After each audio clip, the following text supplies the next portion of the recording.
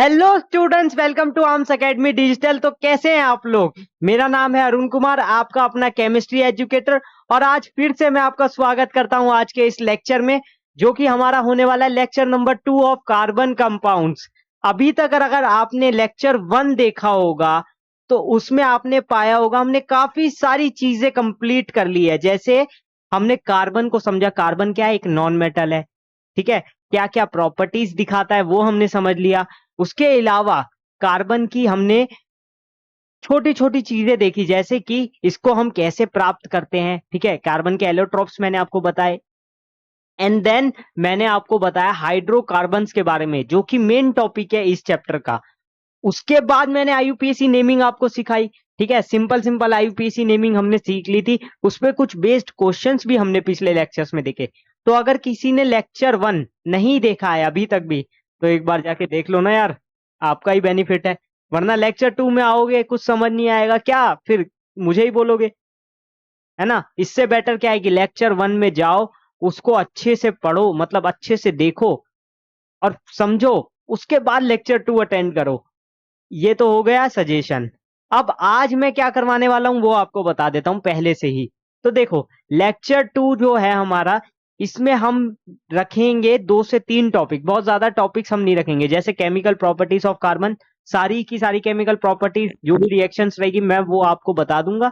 ठीक है, पॉलीमर्स के बारे में हम पढ़ लेंगे। ठीक है, सिंथेसिस ऑफ पॉलीमर्स हम पढ़ लेंगे। ठीक है, ये सारी चीजें मैं आपको करवाने वाला हूं। और भी 2-3 टॉपिक्स है, तो जुड़े रहें इस वीडियो में, अच्छे से देखें। देखो, क्वेश्चंस भी करवाऊंगा।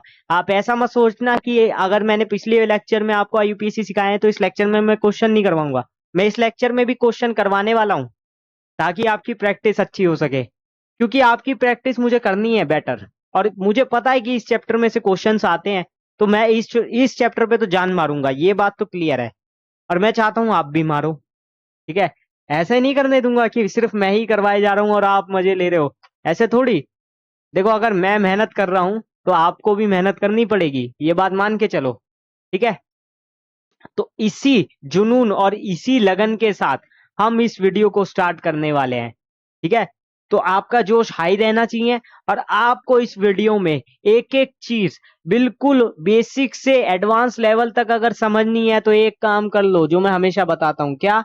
अब तक तो आप सीख ही गए होगे अगर आपने मेरी काफी सारी वीडियोस देख ली है तो। सबसे पहला रूल होता है, कोई भी आप एजुकेशनल वीडियो खोलो, आपको कॉपी और पेन साथ में रखना है। कॉपी और पेन साथ में रखना है, ताकि जो भी काम काम की चीजें है उसको नोट करते चले। इससे आपको बेनिफिट क्या होगा, मैं सबसे पहली चीज बताऊं। बेनिफिट ये होगा कि आपका कुछ भी इंपॉर्टेंट नोट हो या कुछ भी इंपॉर्टेंट पॉइंट हो, वो छूटेगा नहीं। वो छूटेगा नहीं। और आप हर एक पॉइंट को अंडरलाइन भी कर सकते हो। आपके पास रहेगा टाइम। देखो, रिकॉर्डेड लेक्चर है तो आपके पास टाइम तो है ही, कि आप एक एक चीज को नोट करते चलो।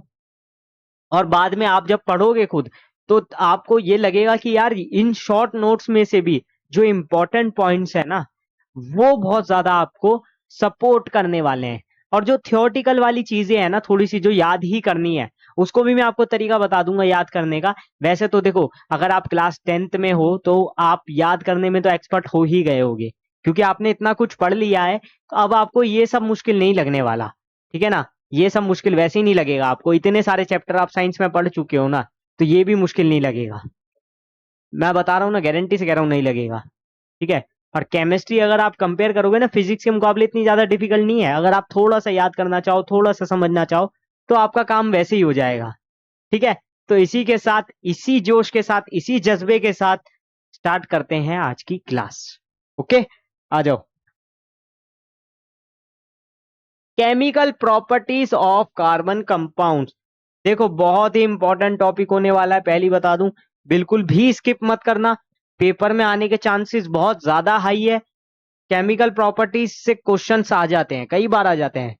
सब्स्टिट्यूशन रिएक्शन हो, चाहे ऑक्सीडेशन हो, चाहे कंबशन हो, इसमें से क्वेश्चंस आ जाते हैं। इसीलिए इसको आपको स्किप नहीं करना। अब देखो, पहली प्रॉपर्टी आती है मेरी, कंबशन। अब कंबशन क्या होता है? देखो, सिंपल सी चीज है। अगर आपको कंबशन को समझना है ना, आपको कार्बन को अच्छे से समझना होगा, हाइड्रोकार्बन्स को समझना होगा। सिंपल सी चीज है, वो आप समझते ही हो। ठीक है। हाइड्रोकार्बन्स क्या होते हैं? जो कार्बन और हाइड्रोजन से मिलके बनते हैं, ऐसे कंपाउंड जो कार्बन और हाइड्रोजन से मिलके बनते हैं, ये तो आपको पता ही है। ठीक है। और हाइड्रोकार्बन्स भी दो तरह के होते हैं, saturated hydrocarbon and unsaturated hydrocarbon. Very good, चलो इतना तो याद है। इसका मतलब आप पिछला लेक्चर देख के आए हो, और जिसने नहीं देखा वो देख लो। मुझे पता है आप देख लोगे, कोई ऐसी बड़ी बात तो है नहीं, ज्यादा बड़ा भी नहीं है। अगर आप पार्ट 1 देखोगे तो वो इतना बड़ा लेक्चर भी नहीं है। ठीक है, 50 मिनट के आसपास का है वो लेक्चर, तो सब जाके देख सकते हैं। इतना टाइम तो है, 1.25 की स्पीड पे देखोगे 40 मिनट में हो जाएगा। ठीक। अब देखो, कंबशन को समझने के लिए मैंने क्या बताया, हाइड्रोकार्बन्स का रेफरेंस लगेगा, इसलिए हाइड्रोकार्बन्स आपको पता होना चाहिए। मैंने थोड़ा सा रिवाइज करा दिया। अब देखो, हमें पता है हमें पता है कि कार्बन एंड इट्स कंपाउंड यानी हाइड्रोकार्बन्स जो होते हैं वो एज अ फ्यूल्स यूज करते हैं, एज अ फ्यूल्स यूज करते हैं ना। यानी कि जब हम उसको बर्न करेंगे तो वो बर्न तो हो जाएगा, जल्दी से आग पकड़ेगा। तो जब वो बर्न होगा, क्यों जल्दी से आग पकड़ रहा है? क्यों? क्योंकि एयर की प्रेजेंस में है। किसकी प्रेजेंस में है? एयर की प्रेजेंस में है। हमारे पूरे सराउंड में एयर है, आपको तो पता है ना। बिना एयर के तो हम जिंदा भी नहीं रह सकते, है कि नहीं? और एयर में कौन कौन सी गैसेस होती है? नाइट्रोजन होती है, ऑक्सीजन होती है, कुछ इनर्ट गैसेस भी होती है, कार्बन डाइऑक्साइड गैस होती है थोड़ी सी। ये तो आपको मालूम है क्लास 9 से। तो देखो, हमें पता है एयर में क्या है, ऑक्सीजन है। अब जब वो उससे रिएक्ट कर जाएगा, जब उसे जलाएंगे वो उससे रिएक्ट कर जाएगा, तो क्या होगा? वो एनर्जी रिलीज करेगा। सिंपल सी बात है, क्या करेगा? एनर्जी रिलीज करेगा। और सैचुरेटेड हाइड्रोकार्बन जो है जनरली वो क्या होते हैं? वो जनरली इजीली बर्न होते हैं। और कौन सी फ्लेम देते हैं? देखो फ्लेम आपको पता है, जब भी आप लकड़ी जलाओगे ना, कभी करके देखना, सर्दियों में, खासकर ठंड के मौसमों में, अरे तड़ाके की ठंड पड़ गई, कड़ाके की ठंड में 10 डिग्री टेम्परेचर से भी नीचे टेम्परेचर चला गया। और अब तो आने ही वाली है सर्दियां। अभी क्या नवंबर चल रहा है ना, नेक्स्ट मंथ देखना दिसंबर में कितनी ज्यादा ठंड पड़ेगी। और सबके घरों में, जिनके घर में चूल्हा नहीं भी है, वहां तसला, हमारे इधर तसला बोलते हैं, तसले में लकड़ी डालते हैं, उसमें मिट्टी का तेल डाला और आग लगा दी, बस। वहीं आप देख सकते हो, जब आग लगती है ना, और जब वो अच्छे पॉइंट पे पहुंच जाती है आग एकदम, तो आपको देखने को मिलेगा एकदम ब्लू फ्लेम, और येलो येलो तो ऊपर से देखने को मिलता है। तो मतलब उसको कहते हैं एकदम तगड़ी आ गई है। तो वैसे ही मैं आपको बताना चाहूंगा, सैचुरेटेड हाइड्रोकार्बन जो है वो जनरली हमारे एयर में बर्न होते हैं with blue and non CT flame. यहाँ पे लिख भी रखा होगा मैंने, तो इसको एक बार मैं आपको रीड करा देता हूँ। अब आपको देखो ये बात समझ आ गई, कंबशन क्या है, रिएक्शन अभी बताता हूँ, पहले आप इसको पढ़ो कि carbon and its compound are used as fuels. ये तो आपको पता ही है ना, हाइड्रोकार्बन का रेफरेंस दे दिया मैंने। Because they burn in air releasing lot of heat energy. ठीक है, तो यानी कि वो एनर्जी लॉस कर रहे हैं in the form of heat. Saturated hydrocarbon generally burn in air with blue and non CT flame. ये बात भी मैंने आपको क्लियर करा दी। आपने कहा यहां तक कोई दिक्कत नहीं है, यहां तक कोई दिक्कत नहीं है, पढ़ लिया, समझ आ गया। अब आगे देखो, जब मैं कार्बन की रिएक्शन कराऊंगा ऑक्सीजन से, जाहिर सी बात है CO2 बनेगी। ठीक है ना, CO2 बनेगी ना, 100% बनेगी। ठीक है, प्लस क्या मिलेगा? हीट और लाइट। क्या मिलेगा? हीट और लाइट। ये बात समझ आ रही है? कंबशन की सिंपल रिएक्शन बता रहा हूं मैं, सिंपलेस्ट रिएक्शन, ये सबको आती है। फिर एक मीथेन की देख लो, क्योंकि नंबर 1 कार्बन चेन पे कौन सा हाइड्रोकार्बन होगा? मीथेन। एल्केन, एल्कीन्स, एल्काइंस मैंने आपको बताया है ना। ये क्या है? ये एल्केन है, एल्केन है ना मीथेन। इन लगता है जिसके लास्ट में, उसको एल्केन बोलते हैं, यानी सिंगल बॉन्ड वाले। तो CH4 की जब मैं रिएक्शन ऑक्सीजन से कराता हूँ, ये 2 को छोड़ दो, ये तो बैलेंस के लिए लिखा है ना हमने। अगर मैं ऑक्सीजन की रिएक्शन कराता हूं तो सिंपल सी बात है, यही बनेगा CO2, और दूसरा वाटर बन जाएगा, दूसरा वाटर बन जाएगा। ये याद रखो, CO2 बनेगा और वाटर बनेगा। सिर्फ वाटर कहाँ नहीं बनेगा? जहां पर हाइड्रोजन नहीं है, यानी कार्बन वाले में। यहाँ पर हाइड्रोजन नहीं दिख रहा ना आपको, नहीं दिख रहा ना, तो H2O कैसे बन जाएगा? नहीं बनेगा, सिंपल सी बात है। इससे बढ़िया तो ट्रिक भी नहीं हो सकती याद करने के लिए। और जहां हाइड्रोजन है वहां मान के चलो क्या बनेगा? वहां पर वाटर बनेगा, सिंपल। और कितना वाटर बनेगा वो भी तरीका बताऊं? यहाँ क्या लिखा है? CH4। क्या लिखा है? CH4, देखो H4 लिखा है। तो यानी कितने हाइड्रोजन आने चाहिए वहां पर भी 4 आने चाहिए, 4 आने चाहिए, 4 हाइड्रोजन आने चाहिए, मतलब कितने H2O बनेंगे? यहाँ देखो, एक H2O में 2 हाइड्रोजन, तो 4 हाइड्रोजन में कितने H2O होंगे? 2 होंगे। तो सिंपल मुझे पता ही चल गया यहाँ 2s2 है। फिर इसको बैलेंस कर लेंगे, क्योंकि यहाँ पर 2 ऑक्सीजन हो गए, 2 ऑक्सीजन यहाँ हो गए 4, तो इसको बैलेंस करने के लिए यहाँ 2 लगा दिया। सिंपल। याद करने का तरीका बता दिया ना। याद करने का तरीका बस यही है कि एक चीज आपको याद रखनी है, CO2 बनेगा और H2O बनेगा। और H2O एक केस में नहीं बनेगा जब कार्बन से रिएक्शन कराएंगे। क्यों? क्योंकि यहाँ हाइड्रोजन नहीं है, रिएक्टेंट साइड में कोई हाइड्रोजन नहीं है। नेक्स्ट देखो, CH3CH2OH, ये होता है हमारा एथिल अल्कोहल या इथेनॉल। ठीक है, ये बात आपको मालूम ही है, इसको इथेनॉल बोलते हैं ना। अब देखो इसकी रिएक्शन जब मैं ऑक्सीजन से कराता हूं तो मुझे क्या मिलता है? CO2 और H2O। ये तो पता ही है सबको कि CO2 और H2O बनेगा जैसे ही हाइड्रोकार्बन से कराएंगे। ठीक है ना। अब जैसे ही यहाँ पर थोड़ा सा चेंज है, थोड़ा सा चेंज है, यहाँ सिंपल एल्केन नहीं है, यहाँ पर क्या है? अल्कोहल ग्रुप है। अल्कोहल ग्रुप है ना, इथेनॉल। तो अब क्या होगा? प्रोडक्ट तो वही बनेंगे, पर बैलेंसिंग में आपको थोड़ी सी दिक्कत आ सकती है, थोड़ी सी। देखो करना क्या है, यहाँ पर कितने OH है और यहाँ कितने H2O बनेंगे, ये देख लो बस। यहाँ पे कितने OH है और यहाँ कितने H2O बनेंगे, बस ये देख लो। जैसे यहाँ पर हमने देखा था टोटल 4 हाइड्रोजन थे, तो वहां 2 H2O बने। तो यहाँ पर टोटल कितने हाइड्रोजन हो गए? 3, 2 और 1, 6। तो यहाँ पर ऐसे भी देख सकते हो, जितने हाइड्रोजन है उतने ही बना दो। 6 हाइड्रोजन है तो वहां भी 6 हाइड्रोजन आने चाहिए। एक H2O में 2 हाइड्रोजन, तो 6 हाइड्रोजन में कितने H2O? 3।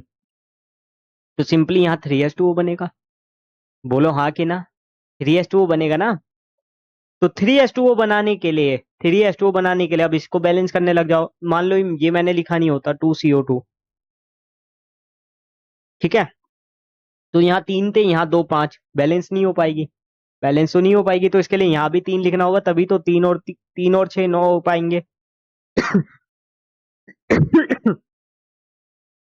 या फिर 2 लगा दो, 7 और इजीली हो जाएगा। या मैं 2 से मल्टीप्लाई कर दूं, कितना हो गया? 3, और यहाँ 2 × 2 4, यहाँ 4 प्लस यहाँ कितने हैं? 3, 7 हो गया। यहाँ हो गया 6 और यहाँ हो गया 1, कितना हो गया? 1 + 6, 7 हो गया। सिंपली इससे सिंपलेस्ट तरीका क्या हो सकता है? बस यही तो बैलेंस करना है। और हीट और लाइट हर किसी में है, ये वाले याद कर लो बस, कि CO2 plus heat plus light, और जिसमें हाइड्रोजन है वहां पर H2O भी बनेगा। तो ये ही 4 प्रोडक्ट आपको याद करके चलने हैं कंबशन रिएक्शन के लिए। ठीक है, याद हो जाएगा। अब आपके इसके बाद आपको कोई भी कंबशन रिएक्शन देखने को मिलेगी, आपके लिए उसको सॉल्व करना मुश्किल नहीं है, क्योंकि आपको ये समझ आ गया याद कैसे करना है।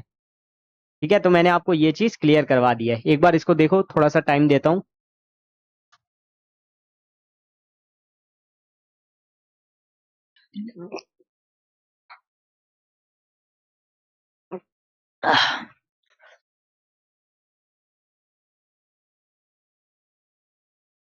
ठीक है, नेक्स्ट आती है ऑक्सीडेशन। अब इसको समझना बहुत ज्यादा मुश्किल नहीं है, इसको समझना बहुत ज्यादा मुश्किल नहीं है।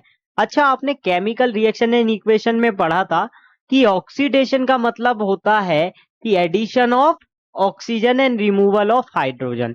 आपने कहा हाँ जी, पढ़ा तो था हमने, यही पढ़ा था ना, और तो कुछ नहीं पढ़ा था ना। ऑक्सीडेशन में क्या होता था कि ऑक्सीजन तो ऐड हो जाती थी और हाइड्रोजन रिमूव हो जाता था। दूसरा पढ़ा था आपने, इलेक्ट्रॉन लूज होता था, इलेक्ट्रॉन लूज होता था। अब यहाँ पर वो वाली थ्योरी की जरूरत नहीं है, सिंपली हमें करना क्या है? ऑक्सीजन से रिएक्शन करवानी है और उसको ऐड कर देना है। क्या करना है? ऑक्सीजन से रिएक्ट करा के उसको ऐड कर देना है, ऑक्सीजन को, जो भी प्रोडक्ट बनेगा उसमें। मतलब जैसे यहाँ रिएक्टेंट में लिखा था एल्कोहल, CH3CH2OH, इसको बोलते हैं हम इथेनॉल। क्या बोलेंगे? इथेनॉल। ये सब मैं आपको याद करवा चुका हूँ एक एक बार। IUPAC मैंने बहुत अच्छे से आपको लेक्चर 1 में करवाया है। जिसको नहीं समझ आया वो एक और बार जाके देखो, मैं जोर दे रहा हूं कि देखो। ऑक्सीजन से रिएक्ट कराया, क्या बन जाएगा? Carboxylic acid. ये कार्बोक्सिलिक एसिड होता है, इसको क्या बोलते हैं? Ethanoic acid. क्या बोलते हैं? Ethanoic acid. देखो हुआ क्या, ऑक्सीजन बढ़ गया, यहाँ पर 2 ऑक्सीजन है और यहाँ पर एक था, और एक यहाँ से लेकर क्या बना? कार्बोक्सिलिक एसिड बन गया। तो बन कैसे गया ये? इसका ऑक्सीडेशन हुआ तभी तो बन गया ना। इसका क्या हुआ, ऑक्सीडेशन। तो ये बात याद रखो, आपको ऑक्सीडेशन का मतलब क्या होता है, addition of oxygen, addition of oxygen. तो यहाँ देखो, इट रिएक्ट्स विद ऑक्सीजन और oxidising agent often forming alcohols, ketones और कार्बोक्सिलिक एसिड। ठीक है, तो अगर आपको कीटोन्स मतलब कीटोन्स हो गया, कार्बोक्सिलिक एसिड हो गया, अल्कोहल्स हो गया, ये सारे ऑक्सीजन कंटेनिंग कंपाउंड्स है ना आपके। जैसे कीटोन आपका ये वाला होता है, ठीक है, CH3COCH3, और आपका कार्बोक्सिलिक एसिड ये आ गया, अल्कोहल आपका ये आ गया। तो कर क्या रहे हैं हम, कर बेसिकली आपको समझ ही आ रहा है क्या कर रहे हैं, ऑक्सीजन को ऐड करा रहे हैं। तो ये तो बहुत ही सिंपल रिएक्शन है, इस पे क्वेश्चन मुश्किल है कि कोई आए, क्योंकि ये बहुत सिंपल है। Next is addition reaction. अब एडिशन रिएक्शन क्या है, नाम से भी समझ आ रहा है, एडिशन प्लस वाला। मैथ्स तो आप पढ़ते ही हो, सब्सट्रैक्शन एडिशन क्या है ये आपको पता ही है, क्या होता है एडिशन। हम्म, देखो बहुत सारे बच्चे बता भी पा रहे हैं, है ना। एडिशन मतलब वही होगा कि किसी भी हाइड्रोकार्बन में, किसी भी हाइड्रोकार्बन में आपको क्या करना है, कोई ना कोई एलिमेंट ऐड करना है, जिससे क्या हो, उसका बॉन्ड ब्रेक हो जाए, बॉन्ड क्या हो जाए, ब्रेक हो जाए। अब ये कैसे होगा, आपने कहा भाई कैसे करेंगे बॉन्ड ब्रेक, अरे सिंपल है, हाइड्रोजिनेशन कर दो, सिंपल हाइड्रोजिनेशन कर दो, हो जाएगा बॉन्ड ब्रेक। जैसे यहां पर लो, तो अगर मैं इसको देखूं C2H4 प्लस H2, अब C2H4 मतलब क्या है, ये एल्कीन है, और एल्कीन का फॉर्मूला, जनरल फॉर्मूला मैंने याद करवाया था, क्या होता है, CnH2n। यहाँ पर 2 रख के देखो क्या आया, C2H4। तो पता चल गया ना ये क्या है, एल्कीन। अब एल्कीन की स्ट्रक्चर ऐसी होती है कुछ, अगर मैं सिंपली लिखूं, तो दोनों कार्बन के बीच में क्या है, डबल बॉन्ड है, क्या है, डबल बॉन्ड। और जब मैं इसका हाइड्रोजिनेशन कराऊंगा, तो होगा क्या, एक हाइड्रोजन इस पे आ जाएगा, एक हाइड्रोजन इस पे आ जाएगा, और बन क्या जाएगा, CH3, single bond CH3, bond break हो गया, बॉन्ड ब्रेक हो गया, एक एक हाइड्रोजन लगती। क्यों, क्योंकि कार्बन पे सिर्फ कितने बॉन्ड बन सकते हैं, 3 बॉन्ड बन सकते हैं। आप देखो यहाँ पर कैसे होगा इसकी स्ट्रक्चर,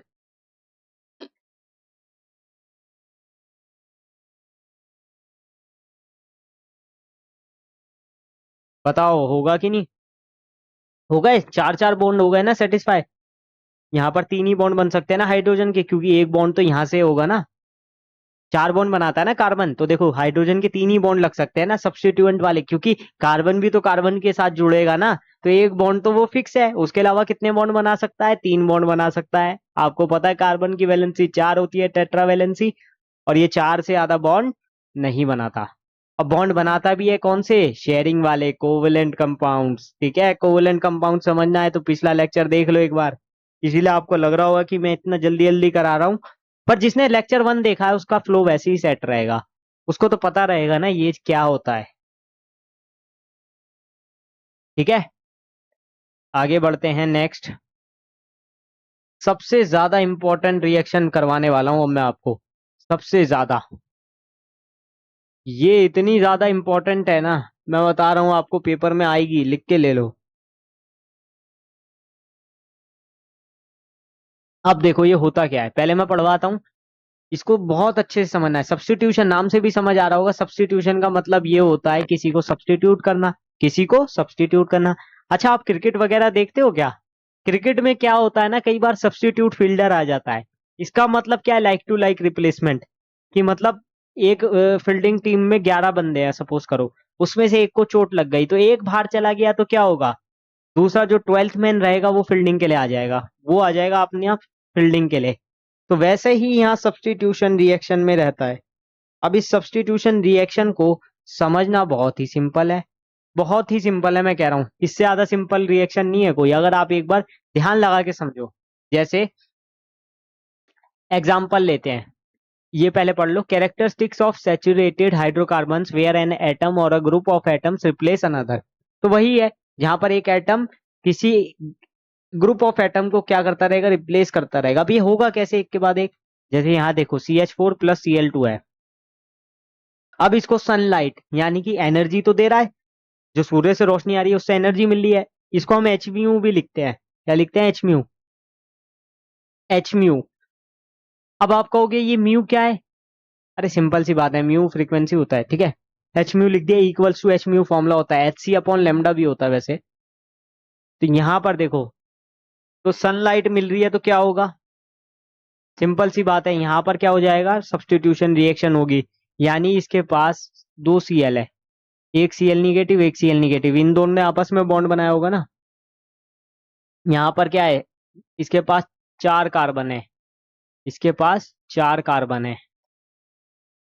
सिंपली ऐसे देखो अगर आप, ठीक है, तो ये क्या करेगा, एक सीएल के साथ हाइड्रोजन बाहर निकल जाएगा, एक सीएल के साथ हाइड्रोजन बाहर निकल जाएगा यानी HCl, और एक सीएल यहाँ पर आके अटैक कर देगा और यहाँ क्या बन जाएगा? CH3Cl।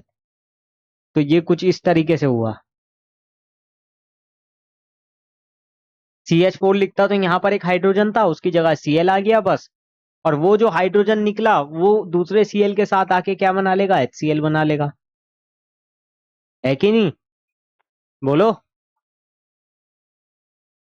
तो यही तो काम करना है, थोड़ा सा आपको कचड़ मुचड़ लग रहा होगा लेकिन समझ जाओगे, समझ जाओगे, बैग जाके एक और बार समझो।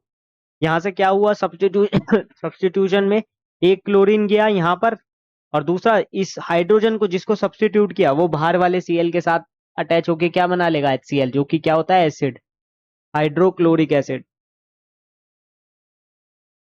अब नेक्स्ट स्टेप की रिएक्शन देखो, CH3Cl की, जब मैं Cl2 से रिएक्शन कराऊंगा तो क्या होगा? यहां से, अब आप कहोगे कि यहां से क्या Cl जाएगा? नहीं, देखो, हमेशा हाइड्रोजन निकलेगा, याद रखते चलो, क्या निकलेगा? हाइड्रोजन निकलेगा, क्योंकि क्लोरीन क्या करेगा? क्लोरीन क्या करेगा? हाइड्रोजन को खींचता रहेगा। तो इस बार हमारे पास पहले से Cl था, पहले से Cl था, पहले से Cl था, ठीक है, यहाँ पर, और एक हाइड्रोजन था, तीन हाइड्रोजन थे, एक Cl था यहाँ पर। तो अब क्या होगा? जब क्लोरीन से रिएक्शन कराएंगे, वही दो क्लोरीन है, एक क्लोरीन यहाँ पर अटैक करेगा और एक क्लोरीन क्या करेगा? हाइड्रोजन को खींच के HCl बनाएगा। तो यहाँ पर फिर से क्या बन जाएगा? इस टाइप से हो जाएगा, यानी कि CH2Cl2, CH2Cl2 ये बन जाएगा। अब दूसरा केस देखो, CH2Cl2 बन गया, फिर से करवाओ। अब इस वाले केस में क्या है? इस वाले केस में इसके पास ऑलरेडी दो क्लोरीन है, यहाँ पर एक हाइड्रोजन है। अब वही क्लोरीन वही करेगा, एक और हाइड्रोजन को खींचेगा, यहाँ पर लग जाएगा, तो HCl बन गया फिर से। अब यहां तक आपको बात क्लियर हो रही होगी कि भाई हाँ, होता क्या जा रहा है, एक एक हाइड्रोजन निकलता जा रहा है, क्लोरीन उसकी जगह लगता जा रहा है, बस यही हो रहा है। अब लास्ट वाले केस में ऐसा होगा कि सिर्फ एक हाइड्रोजन बचेगा और बाकी सारे के सारे क्या हो गए? क्लोरीन हो गए। तो फिर से क्लोरीन यहां पर अटैक करेगा, जब तक हाइड्रोजन खत्म ना हो जाए, जब तक वो नाश ना हो जाए हाइड्रोजन का, तब तक करेगा, और यहां बन जाएगा CCl4। ये हो गया CCl4, यानी कि ये, तो देखो हुआ क्या, ये एक तरीके से डीहाइड्रोजिनेशन रिएक्शन भी बोल सकते हो, क्योंकि क्या करे जा रहे हैं? बार बार हाइड्रोजन को निकाले जा रहे हैं।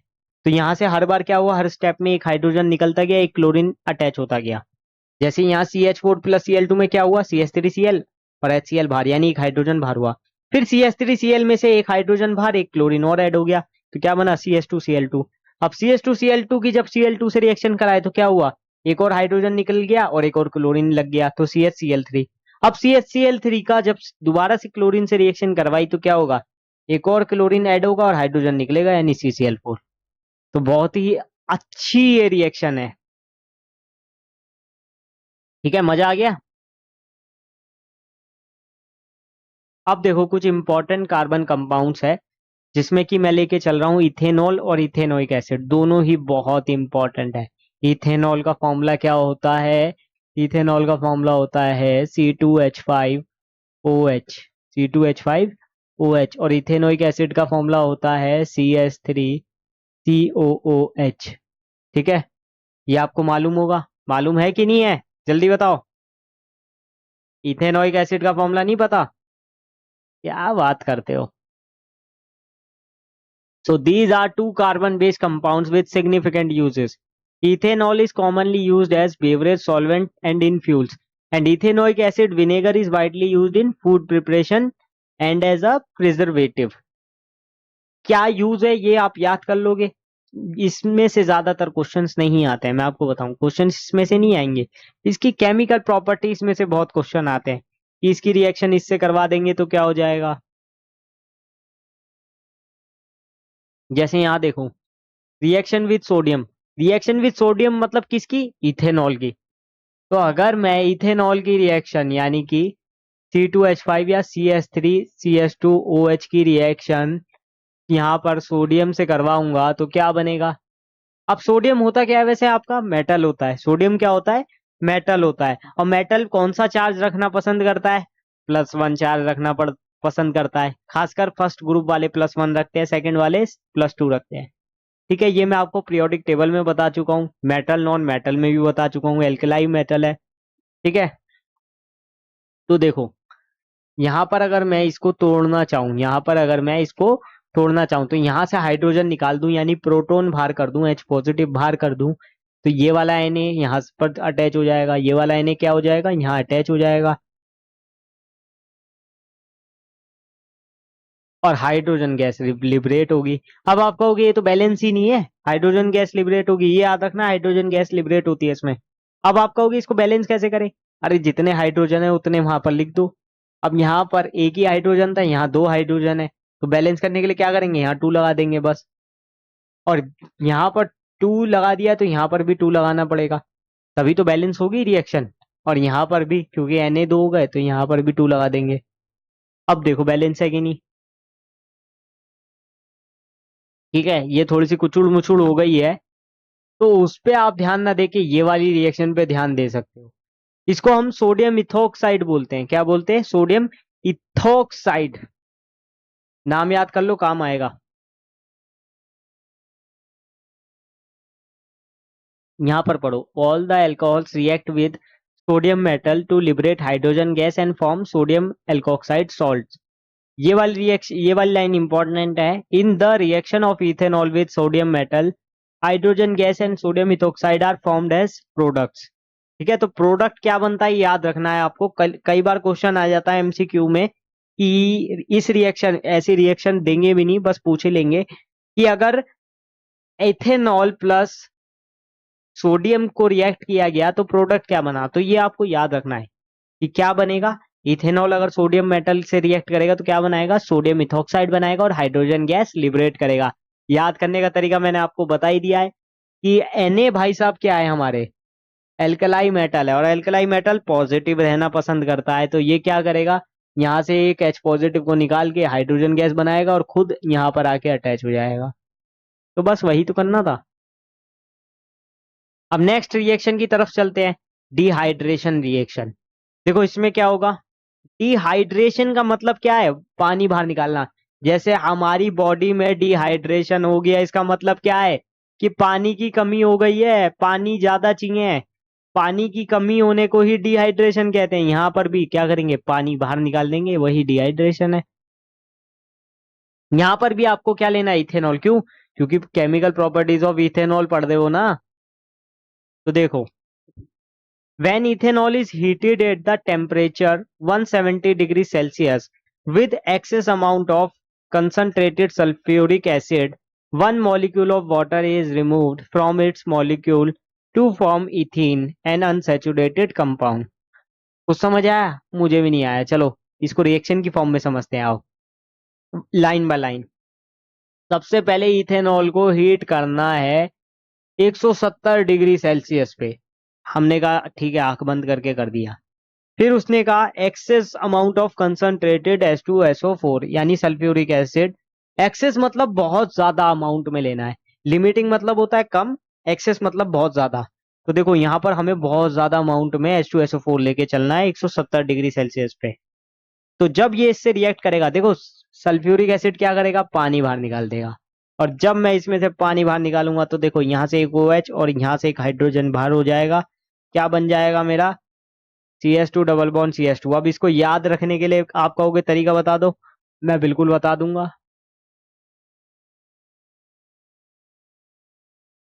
एक सेकेंड, रिएक्शन ये थी ना।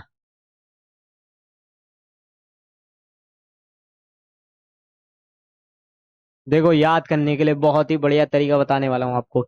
इसको आप ऐसे लिखो कि हाइड्रोजन, वही आप स्ट्रक्चरल फॉर्म में लिख लो, वो आपको लिखना आता ही है। आपको क्या करना था, यहाँ से हाइड्रोजन बाहर निकाल लेते ना, और ऑक्सीजन, क्योंकि H2O बाहर निकालना है। एक H2O बाहर निकालना है तो देखो एक OH यहाँ से निकाल दो बाहर, एक H यहाँ से बाहर निकाल दो। अब क्या बचा आपके पास, यहाँ पर बचा CH3, इस तरफ बचा CH। अब आपने एक चीज गौर की होगी, कार्बन की वैलेंसी भी तो सेटिस्फाई करनी है। अगर यहीं से दोनों मैं निकाल दूंगा तो यहाँ पर तो सिर्फ दो बॉन्ड ही रह जाएंगे। यहाँ पर तो क्योंकि ये दोनों निकल जाएंगे तो दो बॉन्ड ही रह जाएंगे, तो यहाँ पर बॉन्ड को बैलेंस करने के लिए डबल बॉन्ड आएगा कि नहीं आएगा, बोलो। तो हाइड्रोजन इस टाइप से निकलेगा। वैसे हाइड्रोजन यहाँ से निकलता है, बीटा एलिमिनेशन होगा, एलिमिनेशन रिएक्शन आपने पढ़ी होगी, ठीक है। तो यहाँ से हाइड्रोजन निकलता है, ये तो मैं आपको याद करने के लिए बता रहा था कि हाइड्रोजन यहाँ से निकल जाएगा। वैसे एक्चुअल में अगर आप देखोगे तो हाइड्रोजन ये वाला निकलता है।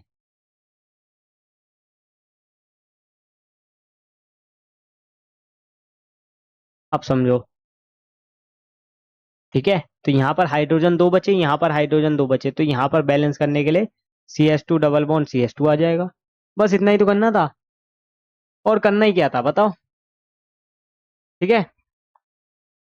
ये आप कर लोगे, ये एल्कीन बन जाएगा, और क्या होगा, और क्या होगा बताओ, H2O बाहर प्लस H2O।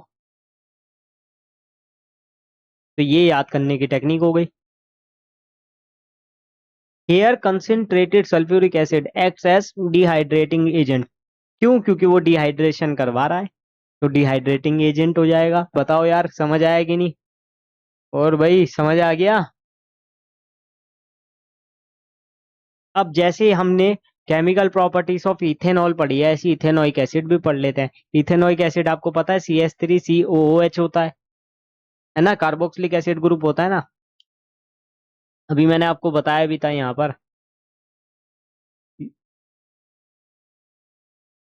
अब देखो, इसकी रिएक्शन आपको बेस से आ जाती है कई बार, बेस से। अब बेस होता है आपका KOH हो गया, कैल्शियम हाइड्रोक्साइड हो गया, NaOH हो गया।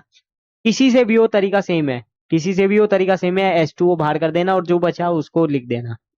तो आंख बंद करके आपको क्या करना है, यहाँ से OH ये और एक ये हाइड्रोजन लेके H2O बाहर कर दो, H2O बाहर कर दिया। अब जो बचा उसको ऐड कर दो, यानी CH3COO, और यहाँ से Na, तो क्या बना CH3COO Na। ये तरीका है, और इसको सॉल्ट भी बोलते हैं। इसको क्या बोलते हैं, सॉल्ट भी बोलते हैं, बोलते हैं ना। अब देखो, reaction with base, a reaction with strong base ethanoic acid gives neutralization reaction with a strong base sodium hydroxide to form a salt and water। अब आप कहोगे कि यार ये न्यूट्रलाइजेशन रिएक्शन क्या होती है, ये भी बता दो। अरे आप एसिड बेस एंड सॉल्ट अगर आपने पढ़ा होगा तो आपको पता होगा कि न्यूट्रलाइजेशन मतलब होता है जब एसिड और बेस रिएक्ट करते हैं तो वो क्या बनाते हैं, सॉल्ट बनाते हैं, और एक वाटर बाहर कर देते हैं। एक न्यूट्रलाइजेशन रिएक्शन याद दिलाऊं, HCl प्लस NaOH, याद आया या भूल गए। ये हमारा स्ट्रॉन्ग एसिड, ये हमारा स्ट्रॉन्ग बेस, क्या बनाएगा मिलके, यहाँ बनता था H2O बाहर हो जाता था, और क्या बनता था, नमक बनता था, यानी कि NaCl। बोलो याद है कि भूल गए। अरे अब कहाँ याद रखोगे तुम ये सब, तुम तो कल की बातें भूल जाते हो, ये तो पुरानी, बरसों पुरानी बात हो गई। चलो, अब नेक्स्ट आता है मैक्रोमोलिक्यूल्स और पॉलीमर्स। देखो इसको हम जल्दी से निपटाएंगे क्योंकि याद करने वाला तरीका है। इसको मैं याद करने के लिए आपको सिंपल सी ट्रिक बता दूं। जो आपके मैक्रोमोलिक्यूल्स है वो बड़े बड़े मॉलिक्यूल्स वाले पार्ट हो गए, ठीक है, जो बहुत बड़े हैं। और जो छोटे वाले होते हैं उनको हम मिनी मॉलिक्यूल्स भी बोलते हैं वैसे तो। पॉलीमर्स क्या होता है, देखो हम पॉलीमर्स के लिए पढ़ रहे हैं। पॉलीमर्स क्या होते हैं, जो एक ही छोटी से छोटी यूनिट से मिलके बहुत सारे बने हुए हों। अब आप कहोगे ये कैसे समझेंगे, अरे पहले माइक्रो मॉलिक्यूल्स तो समझ लो तभी तो समझ पाओगे। तो मैक्रो मॉलिक्यूल्स आपके क्या होते हैं, यहां से स्टार्ट करो। ये वाली लाइंस इंपॉर्टेंट है। The range of their molecular mass is as large as 10⁻1 to 10⁻12। मतलब इनका जो मॉलिक्यूलर मास होता है, मॉलिक्यूलर मास आपको पता है ना, निकालना आता है ना, वो 10 से लेके 10 की पावर 12 तक जा सकता है, मतलब इतना ज्यादा। The number of constitute atom is very large, मतलब इनके जो कॉन्स्टिट्यूट एटम्स के नंबर्स होंगे वो बहुत ज्यादा होंगे, जो कि हाई मॉलिक्यूलर मास रखते हैं। The giant carbon molecules formed from hundred of thousand of atoms and called macro molecules, मतलब से चेक कर सकते हो कितने सारे कार्बन मॉलिक्यूल से मिलकर ये बन रहे हैं। और ये ही हमारे क्या होते हैं, they are from the type of compounds called polymers. अब आप समझ गए पॉलीमर्स क्या है। अगर किसी ने ये लाइंस ठीक से पढ़ ली होगी उसको समझ आ गया होगा पॉलीमर्स क्या है। अब देखो इसमें कुछ नेचुरल मैक्रो मॉलिक्यूल्स आते हैं, ये बहुत ही ईजी है, जैसे पॉलीसेक्राइड्स होते हैं, प्रोटीन्स होते हैं, न्यूक्लिक एसिड्स हैं। अगर आपने बायोमोलिक्यूल्स पढ़ा होगा थोड़ा सा तो आपको बहुत अच्छे से समझ आ जाएगा, ठीक है। जैसे नेचुरल माइक्रो मॉलिक्यूल्स में आता है आपका पॉलीसेक्राइड, देखो नाम लिया और ये हाजिर हो गए। ये लाइन को अंडरलाइन करते चलो सब साथ में और लिखते चलो, proteins and nucleic acid are the supporting pillars of the living world. We get food, clothing and shelter from polysaccharides, ये तो आपको पता ही होगा, namely starch and cellulose. Proteins constitute a large part of the bodies of animals and also responsible for their movement and various psychological process। Nucleic acid का भी देख लो, nucleic acid controls the heredity of at molecular level. Rubber is another type of natural macromolecule, ठीक है। वैसे मैं reading में बहुत खराब हूं, लेकिन आप पॉज करके एक बार ये सब नोट कर लो, जिससे कि आपको कोई दिक्कत ना आए। और मैं तो चाहता ही नहीं हूं कि आपको कोई दिक्कत आए, आपको दिक्कत आएगी तो इसमें मेरी मेरी भी तो दिक्कत है।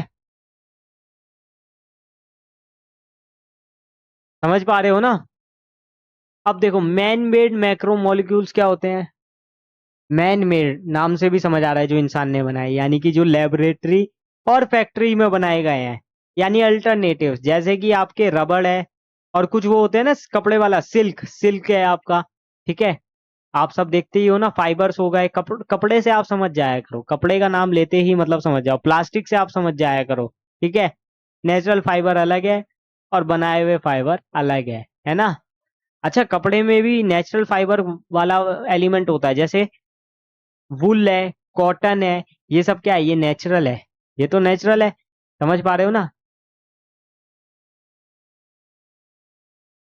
चलो तो ये वाली लाइंस आप पढ़ो, यहाँ से लेके ये यहाँ से लेके आप पढ़ो, natural fibres cotton wool elastomer which has property of rubber from which immersible type of particles heat pipes and surface coating are made all example of macromolecules. यहाँ तक आप करो, इसको आप रीड करो एक बार, मैक्रोमोलिक्यूल से लेके यहाँ तक, ठीक है। जल्दी और अभी के अभी करो, ऐसा नहीं कि आप छोड़ दोगे, आपको छोड़ने नहीं दूंगा मैं। समझ गए।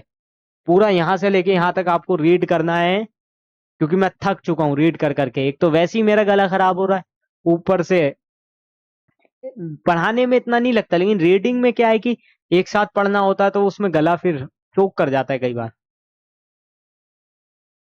नेक्स्ट आ जाते हैं पॉलीमर्स पे, ये रीड कर लिया होगा अगर।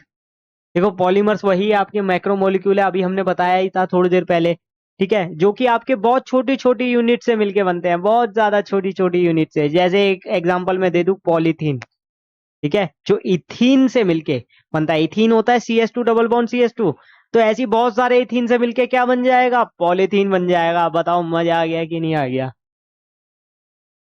तो ये होते हैं हमारे पॉलीमर। आप macromolecule formed by regular repetition of a small unit is called polymer. The small unit that repeats regularly to form a polymer is called monomer. The reaction by which monomer molecules are converted into a polymer is called polymerisation. Polymerisation पूछता है paper में, ये वाली line बहुत ज्यादा important है।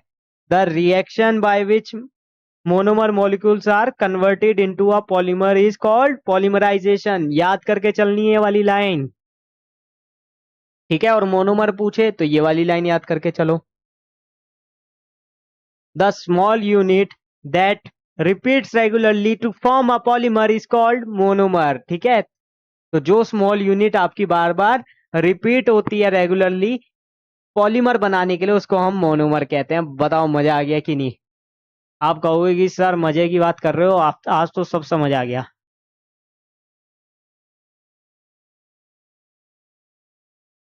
ठीक है, क्लियर है। मैं इसीलिए साइड हट गया हूं कि आप आराम से पढ़ सको। अब कुछ एग्जांपल्स में दिखा देता हूँ, इंपॉर्टेंट है इसलिए दिखा रहा हूँ। जैसे फर्स्ट आता है आपका पॉलीथीन, देखो अभी नाम लिया और ये हाजिर। पॉलीथीन इथिलीन से बन के मिलके बनता है, ये पता ही है आपको। ठीक है, इथीन है ना, इथाइलिन या इथीन एक ही बात है, CH2 डबल बॉन्ड CH2। तो मतलब ऐसे बहुत सारे CH2 से मिलकर एक हमारा क्या बनेगा, N नंबर्स, मतलब एथिलीन मिलके क्या बनाएंगे, पॉलीथीन। मतलब बहुत सारे यूजेस क्या है, कैरी बैग्स में और स्पोर्ट्स वेयर में, ये याद करके चलना। ठीक है, ऐसी एक पॉलीस्ट्रीन है।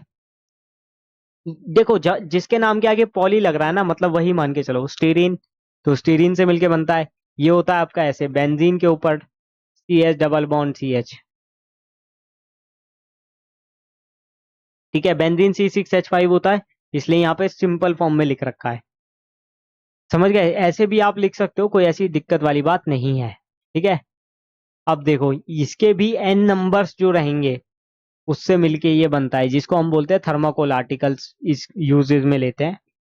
ये बहुत इंपॉर्टेंट है, PVC, पॉलीविनाइल क्लोराइड। तो देखो पॉली को हटाओ, विनाइल क्लोराइड, विनाइल क्लोराइड आपको पता ही है, CH2 डबल बॉन्ड CH और Cl लग जाता है। मतलब इथीन में अगर मैं इथीन में से एक H कम करके वहां पे Cl लगा दूं तो इसका मतलब वो विनाइल क्लोराइड हो जाता है। और विनाइल क्लोराइड की ही यूनिट्स मिलके बना रही है पॉलीविनाइल क्लोराइड। इनका यूज पाइप्स में होता है बहुत ज्यादा, ये रे PVC pipes, doormats, tubes and bags in hospital kits. Next is polyacrylonitrile, polyacrylonitrile ये मिलके बनेगा एक्रोनाइट्राइल से, एक्रेलोनाइट्राइल से, यानी CH2 double bond CH, single bond C, triple bond N। अब ये देखो ये भी विंटर क्लोथिंग और ब्लैंकेट्स में यूज होते हैं। बहुत ज्यादा टाइम नहीं लूंगा, ये नीचे वाले इतने इंपॉर्टेंट नहीं है। ठीक है, लेकिन पढ़ लेना। जैसे टेफ्लॉन है, पॉलीप्रोपिलीन है। टेफ्लॉन किससे मिलके बनता है, CF2 डबल बॉन्ड CF2 की यूनिट से मिलके बनता है। तो ये आप याद करके चलो। नॉन स्टिक कुकवेयर में जो आपकी किचन सेट में देखने को मिल जाता है वो टेफ्लॉन के मिलके बने होते हैं। पॉलीप्रोपिलीन है, CH3 CH double bond CH2, propylene से। प्रोपिलीन का फॉर्मूला आपको आता ही है, प्रोपीन, वही बात हो गई। इसकी यूनिट मिलके बनाएगी पॉलीप्रोपिलीन। ये इंजेक्शन सिरिंज में और फर्नीचर में यूज होता है। ठीक है, तो ये याद करने वाली चीजें हैं। अब कुछ क्वेश्चन करते हैं, रिवाइज भी तो करना है जो हमने कल पढ़ा था, कि आपको आता भी है या नहीं आता है, अब भूल गए। अरे भूल गए होगे तुम यार, तुम कहाँ याद रखने वाले हो। चलो देखते हैं कितना याद है। फर्स्ट ए का CH3 CH2 CH2 CH3 क्या बन गया, अरे सिंपल स्ट्रेट चेन हाइड्रोकार्बन। यानी कि कितने कार्बन है बस वो देख लो, और फिर ये देख लो एल्केन है या एल्कीन है। एल्केन है क्योंकि कोई डबल बॉन्ड नहीं आ रहा। तो एक बात तो क्लियर है, एल्केन है। और कितने नंबर है, 4, तो 4 के लिए क्या लगाते थे, ब्यूट।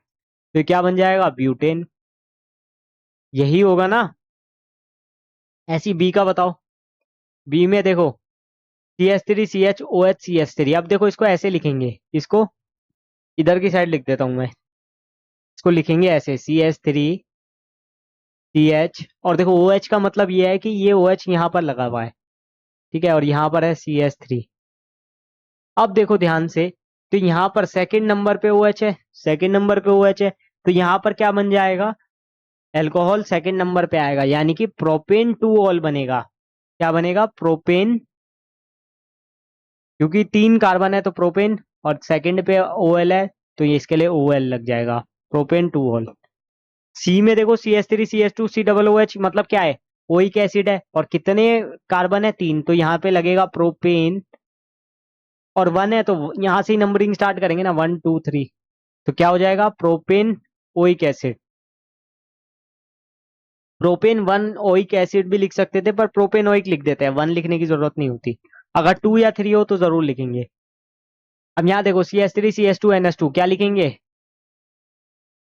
इस ये अमाइन ग्रुप है। नंबरिंग स्टार्ट कहाँ से करेंगे, यहाँ से 1 2। तो इथेन, क्योंकि 2 कार्बन है तो इथेन। और 1 अमाइन लिखो या इथेन अमाइन लिखो, एक ही बात है, इथेन अमाइन। नेक्स्ट है CH3 CHO एल्डिहाइड ग्रुप, इसके लिए लगता था अल। और यहाँ पर कितने कार्बन है, 2, तो क्या बन जाएगा, इथेनल। नेक्स्ट देखो एफ, CH3CO CH2 CH3, इसको कैसे लिखते थे, कीटोन है ये, CH3 C double bond O CH2 CH3। ठीक, नंबरिंग कहां से स्टार्ट होगी, यहां से 1 2 3 4, कितने कार्बन, 4, तो ब्यूटेन। और कितने पे हमारा ओन आ रहा है, सेकंड पे, तो क्या लिखेंगे, ब्यूटेन 2 ओन। जिसको ये समझ नहीं आया वो कल की क्लास एक और बार जाके रिपीट करेगा, करना ही पड़ेगा, और कोई आपके पास ऑप्शन नहीं है। इसको एक बार चेक कर लो, उसके लिए मैं आपको टाइम जरूर दूंगा, उसकी आप टेंशन मत लो, टाइम तो मैं आपको दूंगा।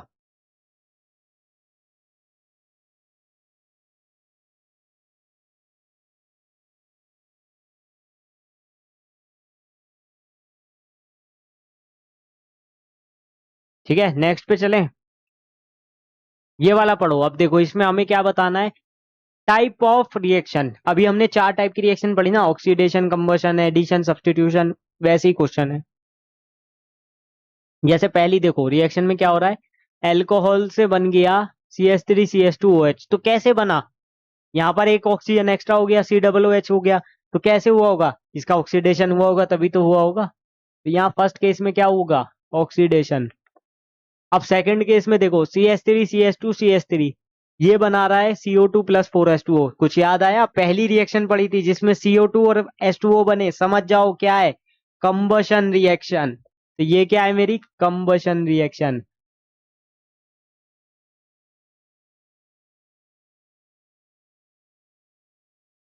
ठीक है, थर्ड देखो CH3 CH double bond CH CH3 + Br2। अब ये थोड़ा सा समझना, एक तरफ यहाँ बी आर ऐड हुआ, एक तरफ यहाँ बी आर ऐड हुआ, क्या हुआ, और डबल बॉन्ड टूट गया। और मैंने बताया था जब भी ऐसी रिएक्शन आ जाए जिसमें डबल बॉन्ड टूट जाए और कुछ ऐड हो जाए, कोई एलिमेंट ऐड हो जाए, तो वहां क्या करते थे, वहां पर क्या करते थे, एडिशन रिएक्शन बोलते थे उसको, क्या बोलते थे, एडिशन रिएक्शन, यही हुआ है ना।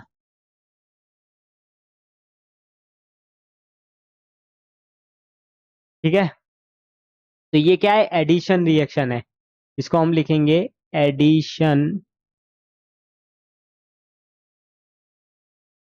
रिएक्शन। ठीक है, अब लास्ट वाला देखते हैं ये, इसमें आ जाओ CH3 CH3 + Cl2।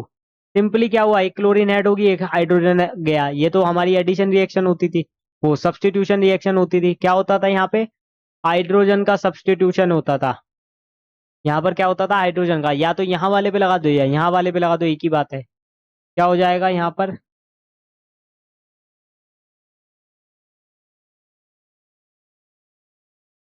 और एक HCl, या ये वाले पे कराऊंगा अटैक तो क्या होगा, तो मैं ऐसे लिखूंगा फिर CH3 CH2Cl + HCl। दोनों ही केसेस में क्या हो रहा है, सब्स्टिट्यूशन, तो ये मेरी कौन सी रिएक्शन होगी, सब्स्टिट्यूशन रिएक्शन।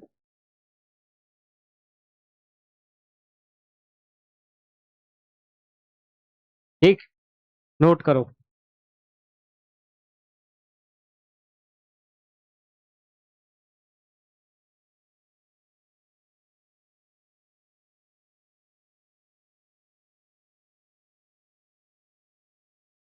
नेक्स्ट, अब ये वाला मैं आपको होमवर्क दूंगा, ये वाला मैं आपको होमवर्क देता हूँ, बहुत ही इजी है, बस आपको स्ट्रक्चर ही तो बनानी है। प्रोपेन 2 ऑन, अभी थोड़ी देर पहले देखा था, ये पेंटेन, प्रोपेन 2 ऑल के बाद पेंटेन 2 ऑन, ये भी इजी है। ब्यूटेनोइक एसिड, ये भी इजी है, अभी बताई थी। इथेनामाइन भी अभी बताई है मैंने, अभी जस्ट यहाँ पर देखो, ये वाला था इथेनामाइन। ठीक है, और देखो ये हो गया प्रोपेनोइक एसिड। ठीक है, और ये कौन सा था हमारा, ब्यूटेन 2 ऑन। तो वैसे ही तो बतानी है, यहाँ पेंटेन 2 ऑन बतानी है, बस एक कार्बन चेन बढ़ा के। मिथेनल पता ही है आपको क्या होता है, ये वाला, अब में कंफ्यूज मत हो जाना, HCHO होता है, जिसमें एक ही कार्बन हो और वो मीथेन एल्डिहाइड बने, तो ये होता है फॉर्मेल्डिहाइड या मिथेनल। बस इसमें आप कंफ्यूज हो सकते थे, बाकी तो आप कर लोगे। ब्यूटेनॉन आपको पता ही है, वही ब्यूटेन 2 ऑन वाला। ठीक है, तो ये आप कर लोगे। और इसी के साथ आपका तेजी से ये चैप्टर कंप्लीट होता है। तो बड़ा ही मतलब एक कहूंगा एक बहुत बड़ा चैप्टर हमने कंप्लीट कर लिया। इट्स एन अचीवमेंट कि सबसे मुश्किल जो चैप्टर है आपका क्लास 10th का वो भी हमारा हो गया है। तो अब आप मजे करो, छुट्टियों का आनंद लो। अगर आपकी पड़ी है, विंटर वेकेशन होने ही वाली होगी अगर नहीं हुई है तो, लेकिन आपके पास बहुत बड़ा या बहुत अच्छा मौका है इन छुट्टियों को या फिर ये जो आपको टाइम मिल रहा है पढ़ने का, इसको यूज करने का। आप इसको जरूर यूज करो। ये लेक्चर्स आपको सिर्फ देखने नहीं है, अप्लाई भी करने हैं, इम्प्लीकेट भी करने हैं। ठीक है, तो उसके लिए आपको बहुत ज्यादा अभी और मेहनत करने की जरूरत है। अभी आप कर भी रहे होंगे। तो मिलते हैं नेक्स्ट वीडियो में, तब तक के लिए bye, thank you and stay tuned with us.